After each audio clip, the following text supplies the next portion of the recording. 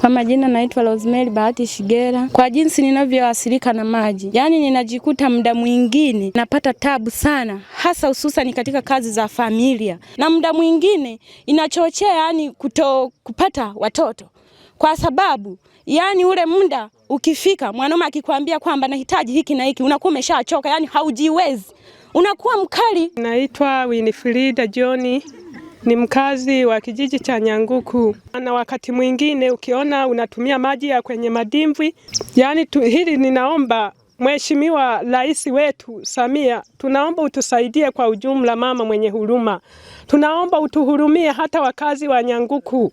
Utuhurumie sana, yani tunateseka kwa sababu ya maji. Mimi majina yangu ni Shadrack Nsala Mashamba, mkazi wa kijiji cha Nyanguku. Tukiacha hilo la jamii nayo tuzunguka, tunazo huduma za kijamii ambacho hapa kitongoji hiki kuna shule inaenda kukamilika. Lakini kuna shule ya msingi, kuna shule ya sekondari, kuna zahanati ambayo sasa inatarajiwa kuenda kituo cha afya.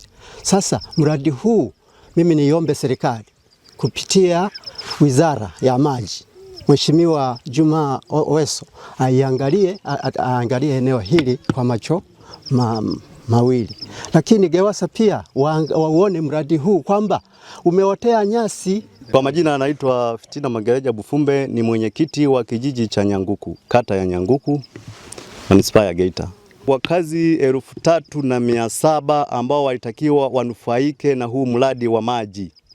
Adha unayopata wananchi wangu na maswali ninayokutana nayo kila siku ni kuhusu ya maji ambayo yalitakiwa yatekelezwe mwaka 2022, lakini mpaka leo hii hayo maji hayajakamilika kama walivyoahidi wakandarasi wa hayo maji. Na ninashukuru injinia huyu ndo alikuwepo. Cha ajabu sana, Mheshimiwa Mwenyekiti, wachimba kisima walikisahau kisima kiko sehemu gani. Ni mabaraza matatu yameongelewa hapa. Kisima inaonekana kuna sola wanazo pale na mkandarasi alishanunua, bado malipo tu ya mkandarasi ili akakamilishe kile kisima. Leo hii injinia ananyanyuka hapa, anasimama anasema kisima kile kirefu ndio tumekiandikia kutoka wizarani. Mheshimiwa Mwenyekiti, nitoke na kipi? Aliyejibu leo ni yule aliyetuambia watu wa Nyanguku sola ziko tayari na wanazo ofisini, bado malipo tu ya kikandarasi. Huyu leo anakuja anatuambia ndo sasa wameandikia wizarani ili kile kisima kipate. Sasa Mheshimiwa Mwenyekiti, nachanganyikiwa.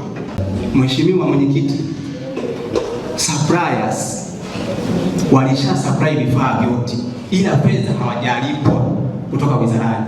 Kwa hiyo sasa hivi kinachosubiriwa, fedha kisha alipwa, tunachukua vile vifaa na tunamchukua na mkandarasi anaenda kumalizia kile kisima.